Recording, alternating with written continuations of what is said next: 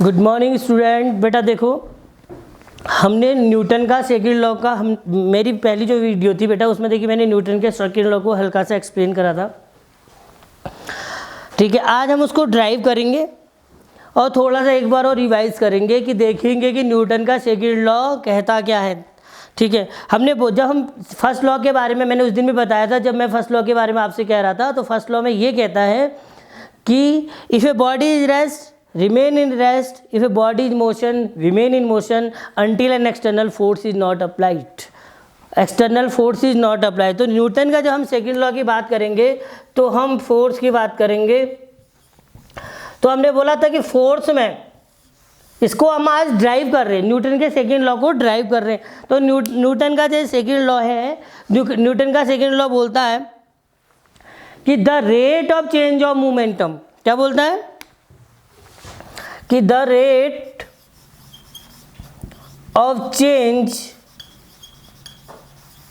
Of momentum is directly proportional applied force. क्या ये हमने पहले वीडियो में पढ़ा था कि the rate of change of momentum is directly proportional to the applied force. आज हम इसको ड्राइव करेंगे कि क्या निकल के आता है, न्यूटन का लॉ क्या निकल के आता है, हम ये देखते हैं। सबसे पहले कुछ चीज़ें हैं, देख लीजिए। इसमें सबसे पहले मैं एक चीज़ को कर रहा हूँ, देख लीजिए। ये मेरे पास रेट, ठीक है, और एक है मेरे पास चेंज ऑफ मोमेंटम, और एक है तुम्हारा अप्लाइड फोर्स। तीन चीज़ें हैं। क्या जब मैं चेंज ऑफ मोमेंटम में यदि कोई चेंज करूँ, ठीक है, उसका क्या निकालूं, rate of change of momentum. Rate of change of momentum का मतलब हुआ कि जब मैं रेट ऑफ चेंज को बोलते हैं D by D T. Rate क्या होता है, या तो टाइम के रिस्पेक्ट में निकलता है, तो हम यहाँ पर को टाइम के रिस्पेक्ट में निकालेंगे। तो हमने कहा कि चेंज ऑफ मोमेंटम, ठीक है, चेंज ऑफ मोमेंटम। सपोज इसको मैं पहले 9th वालों के लिए एक्सप्लेन कर रहा हूँ, उसके बाद फिर मैं 11th वाले के लिए एक्सप्लेन करूँगा डेरिवेशन को, सेम चीज डेरिवेशन को। मान लो मेरे पास एक ऑब्जेक्ट है, ठीक है, इस ऑब्जेक्ट का मास m है, इनिशियली इसकी वेलोसिटी u है, ठीक है। आफ्टर टाइम t, कुछ समय के बाद इसकी वेलोसिटी v हो गई, बॉडी आपका m ही रहा, तो उसकी वेलोसिटी कितनी होगी, v होगी। तो यहाँ पर को मोमेंटम कितना हुआ, मास इनटू वेलोसिटी, तो वेलोसिटी आपके यहाँ पर को u और मास है v, तो इसकी वेलोसिटी, इसका मोमेंटम हो गया mu, ठीक है। और यहाँ पे मोमेंटम कितना हो गया, mv। मैं ये जो डेरिवेशन बता रहा हूँ ये 9th वालों के लिए बता रहा हूँ, ठीक है। उसके बाद मैं इसको 11th वालों के लिए भी समझा दूंगा, उसमें थोड़ा सा हम उसको कैलकुलस मेथड से करते हैं। तो देखिए, चेंज ऑफ मोमेंटम की जब बात करते हैं, मोमेंटम में कितना आया भैया चेंज, देख लीजिए चेंज कितना आया। देखिए पहले मोमेंटम था mu, ये था पहले मोमेंटम, mu मोमेंटम था पहले। अब कितना हो गया मोमेंटम, mv हो गया। तो चेंज कितना हो गया मोमेंटम, तो चेंज का मतलब मान लो पहले 10 था फिर 12 हो गया, तो मोमेंटम कितना था, मान लो पहले 10 था फिर 12 हो गया, मोमेंटम में कितना चेंज आया, 10 से 12 हुआ, 2 बढ़ा, तो 12 माइनस 10, तो कितना आ जाएगा, 2 आ जाएगा। ऐसे ही यहाँ पर को जब हम चेंज ऑफ मोमेंटम की बात करते हैं, तो चेंज ऑफ मोमेंटम की जब हम बात करते हैं, तो चेंज ऑफ मोमेंटम देखिए 12 माइनस 10 करेंगे तब आपका 2 निकल के आएगा। ऐसे यहाँ पर को हम क्या करेंगे, mv माइनस mu, तो चेंज ऑफ मोमेंटम कितना हो जाएगा, mv माइनस mu। क्लियर। आगे से मैंने जब इसकी डेफिनेशन बोली थी तो मैंने बोला था रेट ऑफ चेंज, तो रेट ऑफ चेंज तो हो गया रेट ऑफ चेंज। रेट का मतलब होता है डिवाइड बाई टी के रिस्पेक्ट में, टाइम के रिस्पेक्ट में हम क्या करेंगे, इसमें रेट निकालनी है, क्योंकि इस टाइम इंटरवल पे वो यहाँ से लेके यहाँ तक आप पहुँच रहा है। तो इस टी को हम वेरिएबल क्या हो गया, टाइम इंटरवल टी, तो क्या हो गया, रेट का मतलब हो गया upon t equal to is directly proportional to the applied force. Applied force हो गया आपका एफ। ठीक है, अब देख लीजिए अप्लाइड फोर्स m यहाँ कॉमन दिख रहा है, इधर भी m है और इधर भी m है, तो इस m को मैं कॉमन है, इसको बाहर ले ले रहा हूँ, अंदर बच गया v minus u upon t directly proportional to f।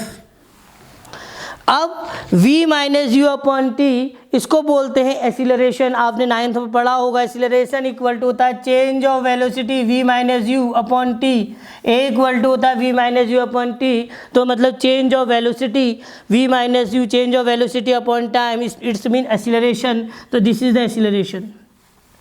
तो इसकी जगह पे आ जाएगा ma directly proportional to f। तो क्या हुआ, हमने देखा ma जो हो गया वो किसके डायरेक्टली प्रोपोर्शनल आ गया, f के। तो इसका मतलब f किसके डायरेक्टली प्रोपोर्शनल हो गया, ma के डायरेक्टली प्रोपोर्शनल हो गया। या इसको हम ऐसे बोल सकते हैं f इक्वल टू, जब भी प्रोपोर्शनल का साइन हटता है, दिस इज द प्रोपोर्शनल का साइन, ठीक है। जब ये हटेगा एक कांस्टेंट आता है k, ma हमेशा कांस्टेंट आता है, जरूरी नहीं कि कांस्टेंट, हम यहाँ पे k रख रहे हैं तो k की वैल्यू जब हम देखते हैं जनरली न्यू फोर्स के केस में k की वैल्यू होती है 1, इस k की वैल्यू होती है आपकी 1, तो f इक्वल टू क्या हो गया ma।